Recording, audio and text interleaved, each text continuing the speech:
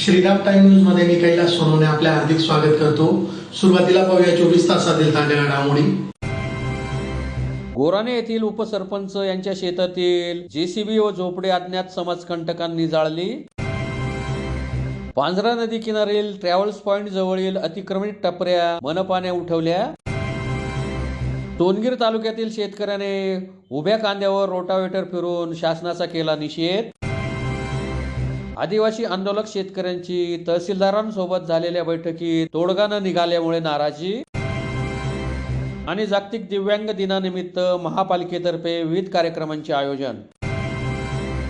आता बातमीपत्र विस्ताराने। शिंदखेडा तालुक्यातील गोराणे गावामध्ये अतिक्रमित जागेच्या वादातून गावाचे उपसरपंच नंदूराव पाटील यांच्या शेतालगत उभ्या असलेल्या जेसीबी आणि शेतातील झोपडीला काही समाजकंटकांकडून आग लावण्यात आल्याची घटना घडल्यामुळे खळबळ उडाली आहे। धुळे जिल्ह्यातील शिंदखेडा तालुक्यातील गोराणे गावामध्ये अतिक्रमित जागेच्या वादातून गावाचे उपसरपंच नंदूराव पाटील यांच्या शेतालगत उभ्या असलेल्या जेसीबी आणि शेतातील झोपडीला काही समाजकंटकांकडून आग लावण्यात आल्याची घटना पहाटेच्या सुमारास घडल्यामुळे खळबळ उडाली आहे। आग लागली असल्याचा प्रकार माहिती पडताच ग्रामस्थांनी अग्निशमन दलाला पाचारण केले, मात्र तोपर्यंत जेसीबी आणि झोपडीचे मोठ्या प्रमाणात नुकसान झाले होते। यामुळे झोपडीसह जेसीबीचे असे मिळून 20 लाख रुपयांचे नुकसान झाले असल्याचा अंदाज वर्तवण्यात येत आहे। समाजकंटकांनी सदरचा प्रकार कोणत्या हेतूने केला हे अद्याप स्पष्ट झालेले नाही। नंदूराव पाटील, राहणार गोराणे, तालुका शिंदखेडा, जिल्हा धुळे। मी या गोराणे गावाचा उपसरपंच असून प्रितेश पृथ्वीराज कदम, चैतन्य पृथ्वीराज कदम, पृथ्वीराज राजदर कदम आणि परमिलाबाई राजदर कदम यांनी गोराणे गावठाण या जागेवर अतिक्रमण करण्याचा प्रयत्न केलेला आहे आणि त्या ठिकाणी जेसीबी आणून जेसीबीच्या साहाय्याने त्यांनी खोदकामाचे खड्डे खणले। त्याला मी विरोध केला उपसरपंच या नात्याने। त्यांनी तो राग ठेवून माझ्या गोराणे गावात शेतात झोपडी आणि जेसीबी याला आग लावली। त्या आगीत जेसीबी, झोपडीचे सर्व साहित्य सर्व आगीत खाक झालं। पूर्ण संसार होता तो आगीत खाक झाला। याच्यात आम्हाला जेसीबी वार्ता कळली तसंच आम्ही या ठिकाणी पोहोचलो। सर्व नातेवाईक पोहोचले, गावातील सर्व मंडळी आमच्या अगोदर पोहोचलेली होती। ते पाणीच्या टँकरच्या साहाय्याने पाणी मारत होते विजवण्याचे व त्यांनी अतोनात प्रयत्न केला।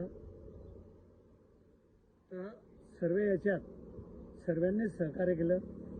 पृथ्वीराज कदम आणि त्याच्या सर्व परिवाराला योग्य ती शिक्षा झाली पाहिजे अशी आमची या ठिकाणी मागणी आहे। धुळे महानगरपालिकेच्या अतिक्रमण निर्मूलन पथकामार्फत शहरातील पांझरा नदी किनारी असलेल्या ट्रॅव्हल्स पॉइंट येथील रस्त्यालगतच्या अतिक्रमित टपऱ्या हटवण्यात आल्या आहेत। धुळे महानगरपालिकेतर्फे शहरातील विविध भागांमध्ये अडचणीचे ठरणाऱ्या अतिक्रमणांवर कारवाई करण्यात येत आहे। महापालिकेच्या अतिक्रमण विभागाच्या पथकामार्फत ठिकठिकाणी अतिक्रमणे या मोहिमेअंतर्गत काढून रस्ते वाहतुकीसाठी मोकळे केले जात आहे। या कारवाई सत्रामुळे जनतेमधून समाधान व्यक्त केले जात आहे। अतिक्रमण विभागाचे प्रमुख प्रसाद जाधव यांच्या नेतृत्वाखाली ही अतिक्रमण निर्मूलन मोहीम सध्या सुरू आहे। या मोहिमेअंतर्गत दिनांक 3 डिसेंबर रोजी धुळे शहरातील पांझरा नदी किनारी असलेल्या ट्रॅव्हल्स पॉइंट जवळील रस्त्यालगतच्या अतिक्रमित टपऱ्या पथकामार्फत हटवण्यात आल्या। या संदर्भात टपऱ्या हटवण्याविषयी पूर्वसूचना देण्यात आल्या होत्या, मात्र संबंधित टपरीधारकांकडून कोणताही प्रतिसाद न मिळाल्याने टपऱ्या हटवण्याची कारवाई करण्यात आली। सदरची कारवाई अतिक्रमण विभाग प्रमुख प्रसाद जाधव यांच्या मार्गदर्शनाखाली उपप्रमुख शांताराम चौधरी, मोहन गवळे, युवराज खरात, शिरीष वाघ, सनी गोरधळे, आवा नेरकर, चेतन करणकाळ, राजू विदाते, संतोष गटे आदींनी केली। महानगरपालिका अतिक्रमण विभाग प्रसाद जाधव गेल्या 3 ते 4 महिन्यापासून सातत्याने धुळे शहरात वाहतुकीच्या रस्त्यांवर, प्रमुख रस्त्यांवर, मार्गावर अडथळा ठरणारे पथारेधारक, ठेलाधारक, विविध वस्तू विक्रेते यांना हटवण्याची कारवाई महानगरपालिका अतिक्रमण पथकामार्फत महाशय आयुक्त यांच्या आदेशाने सुरू आहे। गेल्या 2 ते 3 दिवसापासून नदी किनारे असलेल्या कालिका माता मंदिर ते अग्रवाल भवनपर्यंत जिल्हा कारागृहाच्या कुंपण भिंतीस लागून असलेल्या बंद टपऱ्या,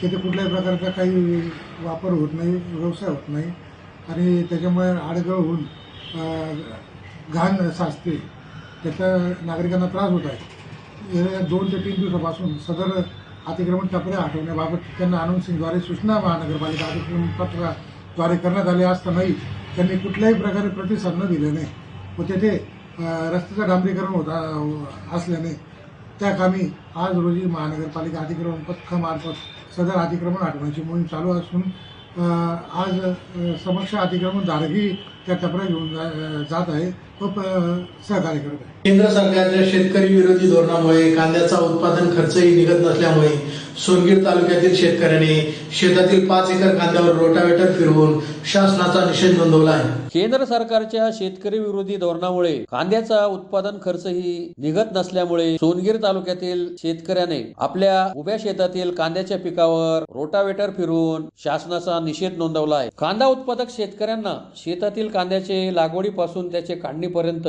बियाणे, रोप, निंदणी, फवारणी, खते, कीटकनाशके हे सर्व करून जवळपास एकरी 35 ते 40 हजार रुपये खर्च येतो. परंतु मार्केटला कांदा घेऊन जाण्यासाठी गाडी भाडे, परत इतर खर्च, गोणी हा खर्च धरून शेतकऱ्यांना कमीत कमी 2 ते 3 हजारांच्या दरम्यान कांद्याचे भाव मिळाले तरच परवडते. धुळे कृषी उत्पन्न बाजार समितीमध्ये 260 रुपये क्विंटल, 500 रुपये क्विंटल या भावाने कांदा विक्री होत असल्यामुळे शेतकऱ्यांना नाईलाजाने शेतातील कांद्याला रोटावेटर मारण्यासाठी तयार झाले आहे. यामुळे शेतकरी आत्महत्या करणार नाही तर काय करतील असा प्रश्न शेतकऱ्यांमार्फत विचारला जात आहे. केंद्र शासनाच्या चुकीच्या आयात निर्यातीच्या धोरणामुळे जागतिक बाजारपेठेत निर्यात बंदी केल्यामुळे शेतकरी मेटाकुटीला आलेला आहे. शेतकऱ्याच्या या अधोगतीला केंद्र सरकार व राज्य सरकारचे लोकप्रतिनिधी जबाबदार आहेत. त्यामुळे उभ्या शेतातील कांद्याच्या पिकावर रोटावेटर फिरवून शेतकऱ्याने शासनाचा निषेध नोंदवला.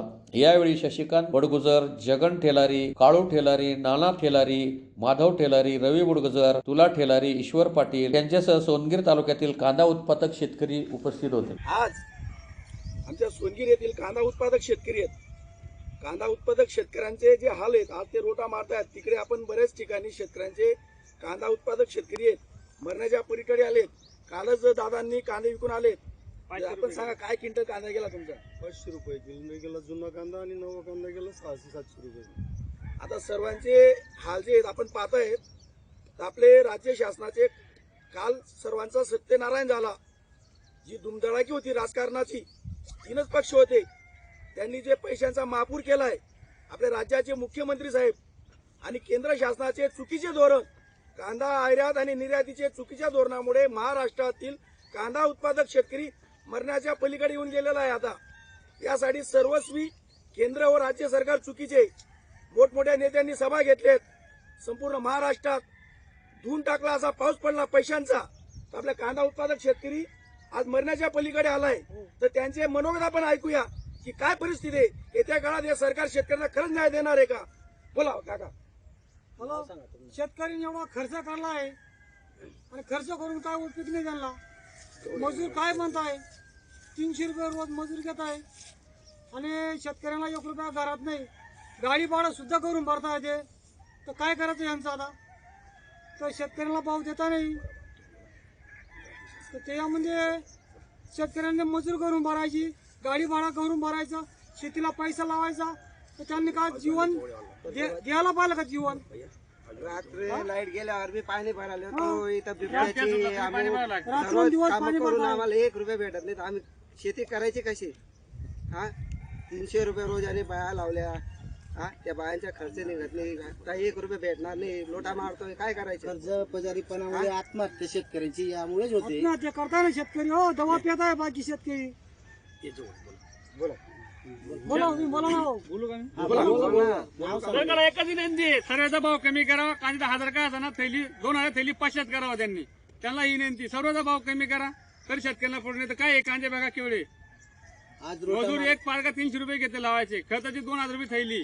कांद्याला बघा 500-200 रुपये क्विंटल कांदे. काय पुरवणार रे?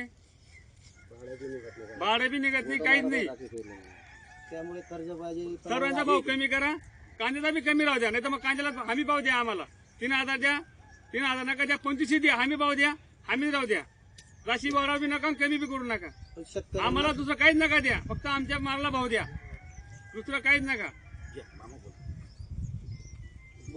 आज सर्वांच्या ज्या व्यथा आहेत आपल्या कांदा उत्पादक शेतकऱ्यांच्या, आमच्या सोनगीर म्हणजे संपूर्ण महाराष्ट्रात जे कांदा उत्पादक शेतकरी आहेत त्यांच्या व्यथा आणि कथा ऐकण्याला शासनाला वेळ नाही. जो तो ज्याच्या त्याच्या मस्तीमध्ये गुंग आहे आणि केंद्र सरकारच्या चुकीच्या धोरणामुळे जागतिक मार्केटमध्ये कांदा उत्पादक जे देश होते आपले खरेदी करणारे त्यांचा विश्वास राहिला नसल्यामुळे भारतीय कांदा उत्पादक शेतकरी हा मेटाकुटीला आराम मरण्याच्या दारी आलेला आहे. रोज सकाळ संध्याकाळ शेतकऱ्यांच्या नावाने जो उदो उदो होत आहे, कारण की का याला सर्वस्वी जबाबदार आमचा शेतकरी मायबाप आहे. कारण की येत्या निवडणुकीमध्ये लोकसभा असो, विधानसभा, आता जिल्हा परिषद, नगरपालिका हा जो पैशांचा महापूर झालेला आहे, त्या पैशांच्या महापुरामध्ये संविधानाने दिलेला जो अधिकार आहे मतदानाचा तो आम्ही विकला गेलेला आहे. त्यामुळे आमची कथा शासनाला कोणीच कळवला येणार नाही. कारण की आमच्या कथा ऐकण्यासाठी आमचा शेतकऱ्यांचा दबावगट नाही नसल्यामुळे आमच्या शेतकऱ्यांच्या कथा कोणी ऐकायला तयार नाहीत. आपल्या जिल्ह्याचे व राज्याचे कृषी मंत्री साहेब शेतकऱ्यांना कमीत कमी जो त्यांना भाव आहे तो चांगल्या पद्धतीने मिळाला पाहिजे. दुसरी गोष्ट, कांद्याची निर्यात सुरू व्हायला पाहिजे. निर्यातीचे धोरण चुकीचे असल्यामुळे आमचा कांदा उत्पादक शेतकरी मरण्याच्या पलीकडे आहे. वंदे मातरम. आवादा सौर प्लांट कंपनी विरोधात एकलव्य संघटनेच्या नेतृत्वात आदिवासी शेतकऱ्यांनी मंगळवारपासून अन्नत्याग आंदोलन सुरू केल्यामुळे बुधवारी आवादा कंपनीचे प्रतिनिधी तसेच आंदोलक शेतकऱ्यांची तहसीलदार यांच्यासोबत बैठक झाली. बैठकीत कोणताही तोडगा न निघाल्यामुळे आंदोलकांनी यापेक्षा तीव्र आंदोलन छेडण्याचा इशारा दिला आहे. आवादा सौर प्लांट कंपनी विरोधात एकलव्य संघटनेच्या नेतृत्वात आदिवासी शेतकरी बांधवांतर्फे मंगळवारपासून अन्नत्याग आंदोलन सुरू केल्यामुळे बुधवारी आवादा कंपनीचे प्रतिनिधी व आंदोलक शेतकऱ्यांची तहसीलदार यांच्यासोबत बैठक झाली. परंतु बैठकीत कोणताही तोडगा न निघाल्यामुळे नाराजी व्यक्त करण्यात आली असून यापुढे तीव्र आंदोलन छेडण्याचा इशारा आंदोलक शेतकऱ्यांनी दिलेला आहे. आदिवासी शेतकऱ्यांच्या जमिनी आवादा सौर प्लांट कंपनीने बळकावल्याचा आरोप करत आदिवासी शेतकऱ्यांतर्फे शिरडाणे येथे अन्नत्याग आंदोलन मंगळवारपासून सुरू करण्यात आले. त्या अनुषंगाने बुधवारी तहसीलदार यांनी आंदोलक शेतकरी व आवादा कंपनीचे प्रतिनिधी यांना चर्चेसाठी पाचारण केले होते. परंतु बैठकीत कोणताही तोडगा न निघाल्यामुळे आंदोलक शेतकऱ्यांनी नाराजी व्यक्त केली आहे आणि येणाऱ्या काळामध्ये यापेक्षा तीव्र स्वरूपाचे आंदोलन करून मुंबईला पायी मंत्रालयावर मोर्चा नेण्याची तयारी आदिवासी बांधवांनी केली आहे. संघटनेचं कालपासून अन्नत्याग आंदोलन हे आवादा कंपनीची ज्या जमिनी बळकावलेल्या आहेत आदिवासींच्या ते शिरडाणे येथे सुरू आहे. त्या अनुषंगाने आज तहसीलदार साहेबांनी चर्चेसाठी बोलवलं असताना त्या ठिकाणी कंपनीचे अधिकारी होते, आमचे सगळे सहकारी होते आणि त्या बऱ्याच गोष्टींची चर्चा झाली. पण चर्चेअंती विषय एवढाच निघाला की हा जो प्रकार आहे हा फौजदारी स्वरूपाचा प्रकार आहे की तुमच्या ताब्यातल्या जमिनी कंपनीने हिसकावल्या असं आमचं म्हणणं आहे. तर हा फौजदारी स्वरूपातला प्रकार आहे, तुम्ही फौजदारी स्वरूपाचे गुन्हे दाखल करा असं या ठिकाणी तहसीलदार साहेबांनी सांगितलं. त्याचबरोबर कंपनीलाही असं सांगितलं आहे की तुम्ही तुमच्या चतुर्सीमा क्लिअर करा आणि चतुर्सीमा क्लिअर केल्यानंतरच तुम्ही पुढची जी कारवाई असेल ती करा. अशा पद्धतीची एक सामंजस्याने चर्चा या ठिकाणी झालेली आहे. पण चर्चेअंती कुठलाही तोडगा आमच्या अन्नत्याग उपोषणावरती निघालेला नाही. ही एक खंताची बाब आहे आणि येणाऱ्या काळामध्ये जर कुठल्याही प्रकारचा तोडगा निघाला नाही तर आम्ही आणखीन याच्यापेक्षा तीव्र स्वरूपाचं आंदोलन करून मुंबईला पायी मंत्रालयावर मोर्चा नेण्याची सुद्धा आमची तयारी आहे असं आपल्या माध्यमातून आम्ही सर्वांना कळवू इच्छितो. या ठिकाणी कुठल्याच प्रकारचं आश्वासन दिलेलं नाही. कंपनीवाल्यांचं म्हणणं एवढंच आहे की आम्ही आदिवासींच्या जमिनी खरेदी करत नाही. आमचंही म्हणणं तेच आहे की कंपनीने आदिवासींच्या जमिनी खरेदी केलेल्या नाही आहे, तर मग आदिवासींचा ताबा असलेल्या जमिनीवरती कंपनीने का काम केलेलं आहे असा आमचा सरळ आरोप आहे. आणि अशा पद्धतीने बेकायदेशीर काम आदिवासींच्या जमिनीवर ही कंपनी करते ते तात्काळ बंद करावं अशी आमची मान्य तहसीलदारांकडे मागणी होती. सुरूच आहे. जर आम्हाला न्याय मिळाला नाही तर आम्ही मुंबईला पायी उपोषण घेऊन जाणार आहोत.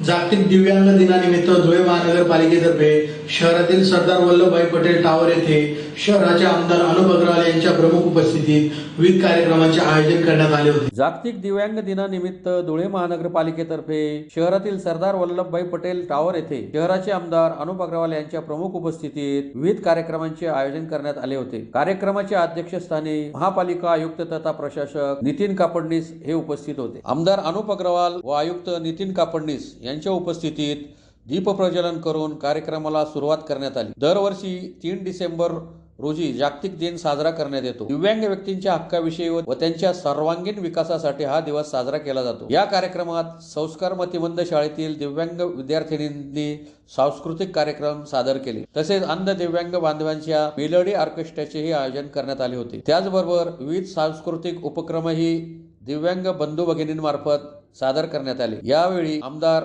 अनुप अग्रवाल, महापालिका आयुक्त नितीन कापडणीस, उपायुक्त करुणा डहाळे, ॲडव्होकेट तरुणा पाटील, संजय सरक, कमलाकर महानोर, किशोर बागड, दिनेश वाघ, राजेश शिकलकर, आबा बोरसे, गुलाब पाटील आदी उपस्थित होते. भाजपा दिव्यांग विकास आघाडी जिल्हाध्यक्ष आम्ही दिनांक 21 तारखेला माननीय आयुक्त महानगरपालिका धुळे यांना निवेदन दिलेलं होतं. त्या निवेदनामध्ये 10 मागण्या होत्या. त्यामध्ये जागतिक दिव्यांग दिन साजरा करण्याबाबत एक मागणी होती. ती मागणी माननीय आयुक्त नितीन कापडणी साहेब यांनी मान्य केली आणि त्या अनुषंगाने आज 3 डिसेंबर हा जागतिक दिव्यांग दिवस आज महानगरपालिकेच्या वतीने सांस्कृतिक कार्यक्रम घेऊन साजरा करण्यात आला. तो कार्यक्रम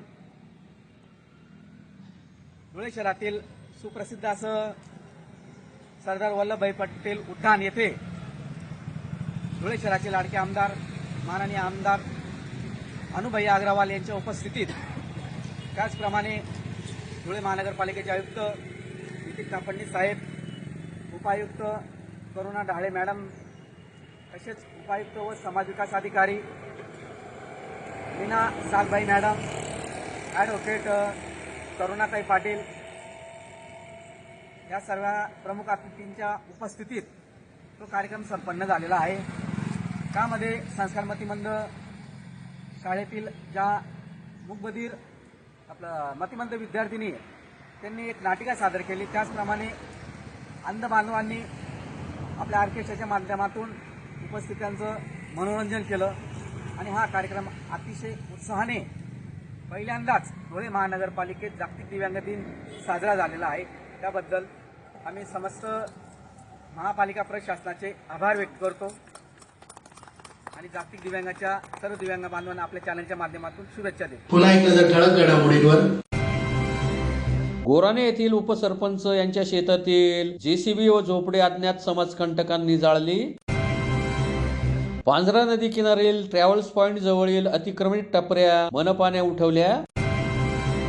सोनगीर तालुक्यातील शेतकऱ्याने उभ्या कांद्यावर रोटावेटर फिरून शासनाचा केला निषेध. आदिवासी आंदोलक शेतकऱ्यांची तहसीलदारांसोबत झालेल्या बैठकीत तोडगा न निघाल्यामुळे नाराजी. आणि जागतिक दिव्यांग दिनानिमित्त महापालिकेतर्फे विविध कार्यक्रमांचे आयोजन. याचबरोबर श्रीराम टाइम न्यूजचे बातमीपत्र संपले. दिवसभरातील ताज्या घडामोडींसाठी पाहत राहा श्रीराम टाइम न्यूज. भेटूया पुढील प्रसारणात. तोपर्यंत नमस्कार.